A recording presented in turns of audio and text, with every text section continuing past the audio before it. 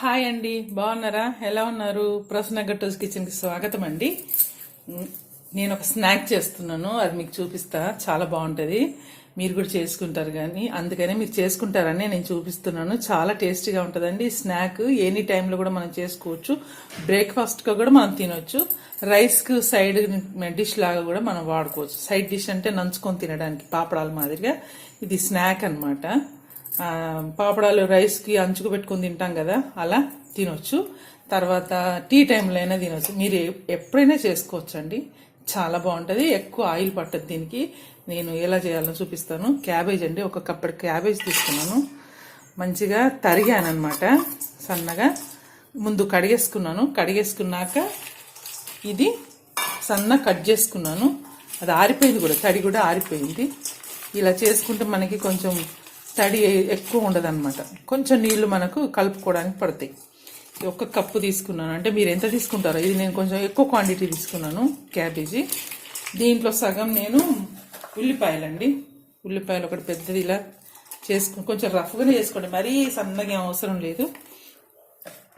ఇలా చేసుకుంటే సరిపోతుంది. ఒక పెద్ద ఉల్లిపాయ తీసుకొని కట్ చేసుకున్నాను. తర్వాత ఒక 4-5 పచ్చిమిరపకాయలండి. 4-5 పచ్చిమిరపకాయలు సన్నగా తరిగాను. ఇవి పొడుగు చేస్తే బాగుంటుంది, ఇలా చిన్న కట్ చేసుకోండి. తర్వాత కొత్తిమీర, తర్వాత కరివేపాకండి. ఇవన్నీ వేసుకుందాం దీంట్లో. వేసుకొని, ఇది షాలో ఫ్రై అనమాట, డీప్ ఫ్రై కాదు. షాలో ఫ్రై కాబట్టి ఎక్కువ నూనె పట్టదు దీనికి. దీంట్లో అల్లం వెల్లుల్లి పేస్ట్ 1 స్పూన్ వేస్తున్నాను. 1 స్పూన్ కారం అండి. మీరు తినేదాన్ని బట్టి చూసుకోండి. కొంచెం ఎక్కువ వేసా, నిండుగా రాలేదని. స్పూన్ నిండుగా రాలేదన్నమాట. మీరు ఎంత చేసుకుంటారో దాన్ని బట్టి మీరు కారాలు, ఉప్పులు వేసుకోండి. మళ్ళీ తర్వాత కూడా వేసుకోవచ్చండి కలుపుకున్నాక. ఇది 1/2 టీ స్పూన్ కంటే కొంచెం ఎక్కువ ఉంది ఉప్పు.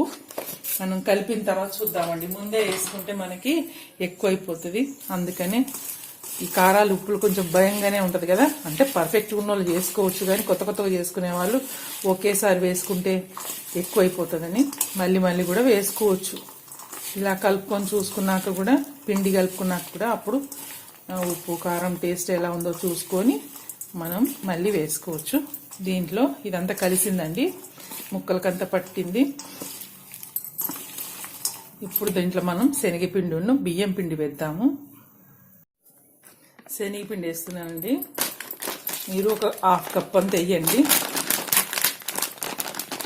ఇది కొంచెం బైండింగ్ కోసం అనమాట. ఎక్కువ ఉండదు ఇది, శనగపిండి ఎక్కువ ఉండదు, బియ్యం పిండి ఎక్కువ ఉంటుంది. ఇప్పుడు 1/2 కప్ అంత శనగపిండి వేస్తే 1 కప్పు పడుతుందండి. ఇది మనం చూసుకుంటూ కలుపుకుంటూ వేసుకోవాలన్నమాట. 1.5 కప్పు పడుతుంది. చూడండి, ఇది ఊరికి అందాదెంపుడైనా మనం చేసుకోవచ్చు అండి. కొంచెం శనగపిండి వేసుకొని మిగతాది బియ్యం పిండి వేసుకోవాలి. బియ్యం పిండి మామూలుదేనండి, మీకు స్టోర్లో కూడా దొరుకుతుంది. లేదంటే ఇంట్లో బియ్యం మంచిగా శుభ్రం చేసుకొని మిల్లు కాడించుకున్నాం అనుకోండి, బియ్యం పిండి రెడీ అయిపోతుంది. మనకి ఎప్పుడైనా ఇలా స్నాక్స్ చేసుకోవడానికి పనిచేస్తుంది. దీంట్లో కొన్ని వాటర్ వేసుకుందాం. 1/2 టీ స్పూను జీలకర్ర పొడి వేస్తున్నానండి.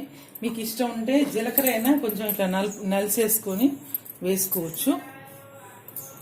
ఇదంతా మళ్ళీ కలుపుదామండి. కలిపేసి కొన్ని నీళ్ళు పోసుకుంటూ, మరీ జారుగా చేసుకోవద్దు, ముద్దలాగా రావాలి మనకి. ఇలా కొన్ని వేసుకుంటూ ఇట్లా ముద్ద రావాలన్నమాట. చాలా బాగుంటుంది. క్యాబేజ్ కూడా మంచిది కదండి. ఇందులో ఉల్లిపాయలు, ఇందులో మనకు చెడు చేసేది ఏమీ లేదు. చాలా టేస్టీగా ఉంటుంది. దీన్ని డీప్ ఫ్రై కూడా చేసుకోవచ్చు ఇష్టం ఉన్న వాళ్ళు. ఆయిల్ ఎక్కువ ఉంటుంది, ఎందుకు వద్దు అనుకుంటే షాలో ఫ్రై కూడా చేసుకోవచ్చు. కొన్ని నీళ్ళు పడతాయండి. చూసారా, చిన్న ఒక 4-5 టేబుల్ స్పూన్ల నీళ్ళు కూడా పట్టలేదు, 3 టేబుల్ స్పూన్ల నీళ్ళు పట్టాయి అంతే. ఇలా గట్టిగా ఉండాలి.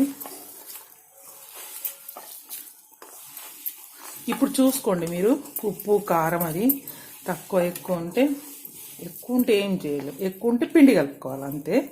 తక్కువ ఉందనుకోండి వేసుకోవచ్చు.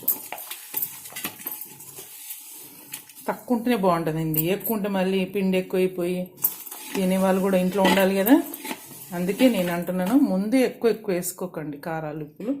ఇప్పుడు నేను చూస్తాను టేస్ట్ ఎలా ఉందో.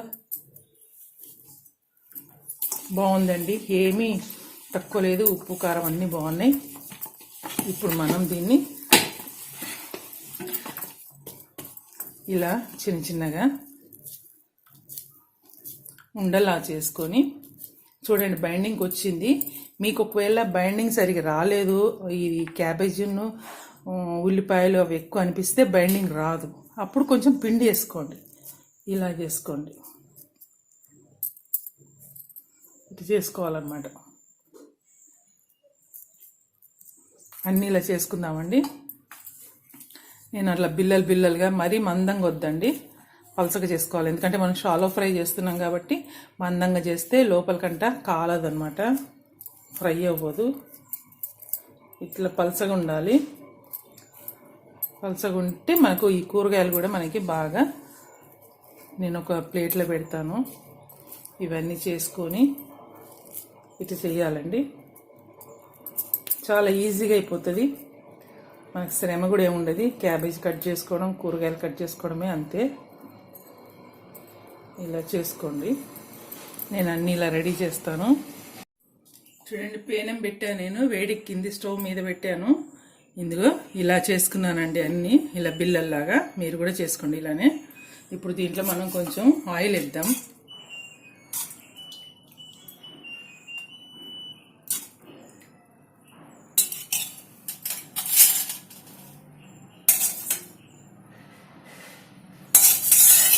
రెండు టేబుల్ స్పూన్లు అంత ఆయిల్ వేయండి.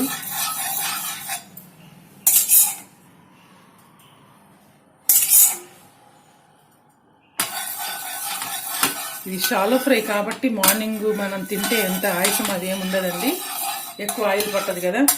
మళ్ళీ మంచి టేస్టీ ఫుడ్ ఇది, ఆరోగ్యానికి కూడా చాలా మంచిది. మీరు లంచ్కి సైడ్గా పెట్టుకొని తినాలి అని అనుకుంటే అప్పుడు డీప్ ఫ్రై చేసుకోండి, అప్పుడు ఏమవ్వదు. మార్నింగ్ అయితే కొంచెం కొంతమందికి ఆయిల్ ఫుడ్ అంటారు కదా, ఇలా వేసుకోండి. అన్నీ దీంట్లో పట్టినన్ని వేసుకోవచ్చు.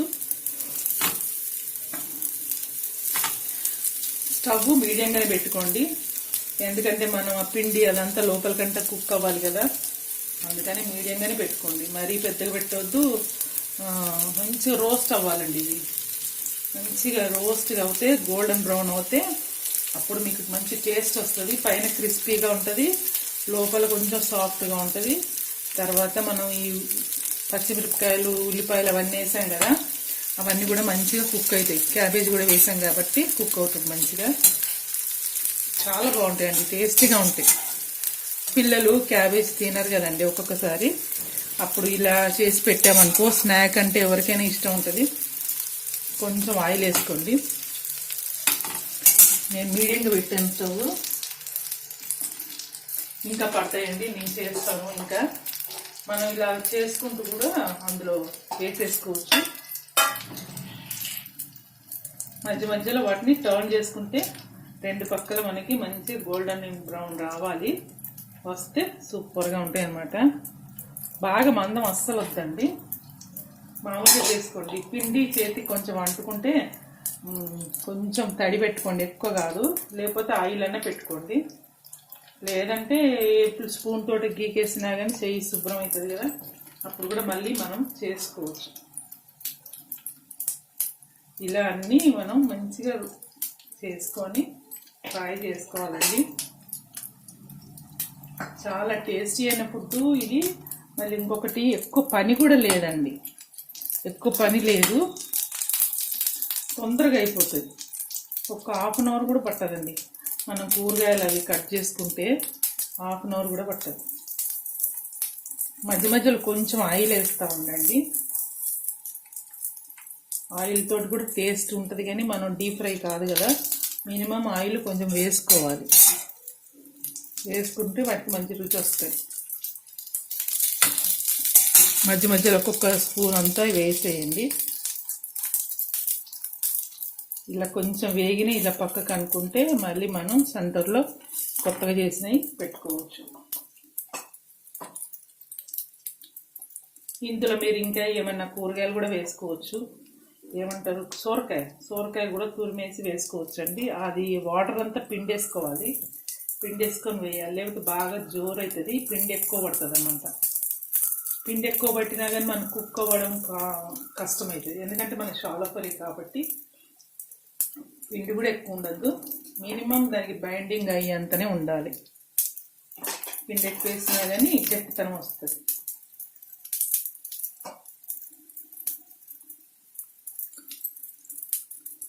చూసారా, సాయంత్రం పూట కూడా టీ టైంలో బాగుంటాయండి ఇవి, నైట్లో కూడా బాగుంటాయి, ఎప్పుడైనా తినొచ్చు మీరు. నైట్లో చేసుకుంటే షాలో ఫ్రైయే బెటర్ అండి, ఎందుకంటే ఆయిల్ నైట్లో ఇష్టపడరు కదా. అప్పుడు ఇంకా అంటే ఒక్కొక్కరి ఇష్టం అనుకోండి, తినేవాళ్ళు తింటారు, చాలామంది నైట్ ఆయిల్ ఫుడ్ అనేసి వద్దంటారు కదా, అప్పుడు ఇలా చేసుకుంటే మనకు బాగుంటుంది. ఇప్పుడు వీటిని తిరిగేస్తాను నేను మధ్యలో, ఇప్పుడు వేసినాయి కదా వాటికి కొంచెం ఆయిల్ ఇద్దాం. మనకి మీడియంగా స్టవ్ పెట్టుకొని మంట ఇలా కాల్చుకుంటే చాలా బాగుంటాయండి. క్యాబేజీ మంచిది కదా, ఇలా తింటుంటే మనకి స్నాక్ తింటుంటే ఇది నోట్లో ఆటోమేటిక్గా వాటర్ వచ్చేస్తుంటుంది. ఏదైతే మీకు వాటర్ ఎక్కువ నోట్లో ఊరుతుంటే అది చాలా మంచిదన్నమాట. అంటే మన లాలాజలంతో కదా మనది ఫుడ్ అంతా అరగడం. కంపల్సరీగా మౌత్ వాటరింగ్ రెసిపీది. ఇంకా వేగాలండి, మనం సిమ్లో మీడియంగా పెట్టుకొని చేసుకుందాం. ఒక 5 minutes పడుతుందండి ఇవి వేగడానికి, ఎందుకంటే మీడియంలో పెట్టాం కాబట్టి మంట.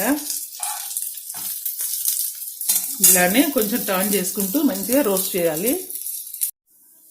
చూడండి మన ఇవి అయినాయి, రెండు పక్కలు కూడా మంచి కాలనేయండి. కొంచెం ఇంకా క్రిస్పీ కావాలంటే కొంచెం ముదురు కాల్చుకోండి, ఇలా బాగుంటాయి. నేను తీసేస్తున్నాను వీటిని, ఇవన్నీ ప్లేట్లు వేసుకుందామండి. మళ్ళీ ఇంకో సెట్ కూడా ఉంది, అది కూడా పెడతాను.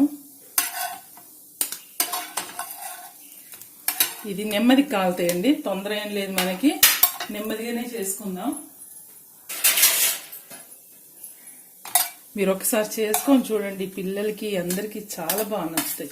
ఈ కొంచెం వేడివేడిగా తిన్నా బాగానే ఉంటుంది, కొంచెం చల్లగైనాక తింటే చాలా బాగుంటుంది. మీరు చట్నీతోటి కానీ లేకపోతే టమాటా సాస్ అయితే సూపర్ అండి, చాలా సెట్ అవుతుంది టమాటా సాసు దీనికి, చాలా బాగుంటుంది.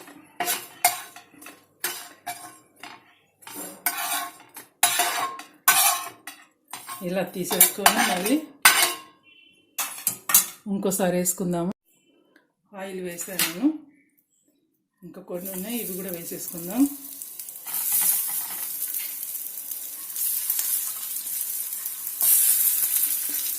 ఇది ఉడుకుతుంటే కూడా చాలా మంచి ఫ్లేవర్ వస్తుందండి, మంచి అరోమా ఉంది.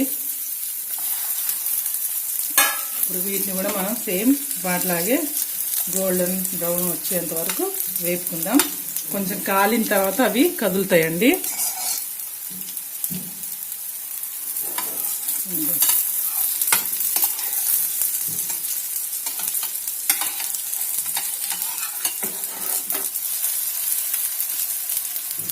దీని చుట్టూ కూడా కొంచెం నూనె వేసుకుందాం. వేసుకొని వీటిని కూడా సేమ్ అలానే గోల్డెన్ బ్రౌన్ వచ్చే వరకు వేయించుకుందామండి. చూడండి మంచిగా రోస్ట్ అవుతున్నాయి, గోల్డెన్ బ్రౌన్ అవుతున్నాయి కదా, ఈ పక్క కూడా కావాలి, అవుతున్నాయి. నేను ఇవి తీసేస్తానండి, నేను ప్లేట్లో పెట్టి మీకు చూపిస్తాను, ఓకేనా. చూడండి నేను ప్లేటింగ్ చేశాను, నేను టమాటా సాస్తో పెట్టానండి, చాలా బాగా వచ్చాయి, టేస్టీగా ఉన్నాయి. నేను తిని కూడా చూశాను, మీరు కంపల్సరీ చేసుకోండి. మందంగా చేసుకోకండి, ఇట్లా పల్చగా చేసుకుంటే లోపల కూడా మంచిగా కుక్ అవుతుంది. వేడివేడిగా కంటే కొంచెం వామ్గా ఉన్నప్పుడు తింటే ఇంకా చాలా బాగుంటుంది. చాలా చాలా బాగా వచ్చినాయండి, మనకి ఎక్కువ ఆయిల్ లేదు దీంట్లో కాబట్టి ఎవరికైనా అడ్వైజ్ అండి, మంచిగా తినొచ్చు, ఎవ్వరు బాగాలేదు అని అన్నారు మిమ్మల్ని. ఓకే, మా రెసిపీ నచ్చింది కదా, మీరు లైక్ కొట్టండి, షేర్ చేయండి, సబ్స్క్రైబ్ చేసుకోండి. ఓకేనండి, మీ ఫ్రెండ్స్కి చుట్టాలకి షేర్ చేయండి. ఓకే, మళ్ళీ ఇంకో వంటలో కలిసేంత వరకు బాయ్.